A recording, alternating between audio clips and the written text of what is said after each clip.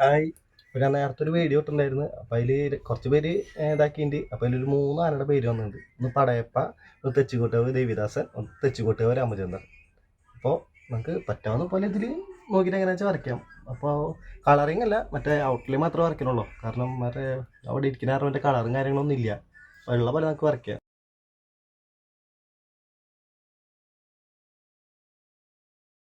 അപ്പോൾ 3 ആനയുടെ ഫോട്ടോ നമ്മൾ പെൻസിൽ കൊണ്ട് വരച്ച് കഴിഞ്ഞിട്ടുണ്ട്. നമുക്കതിന് ബ്ലാക്ക് പെയിന്റ് കൊണ്ട് ഔട്ട്ലൈൻ കൊടുക്കാം. അപ്പം ഇന്നലെ കുറച്ച് വരച്ചിട്ടുണ്ടായിരുന്നു, അതിൻ്റെ ബാക്കി നമുക്ക് ഇന്ന് വരയ്ക്കാം.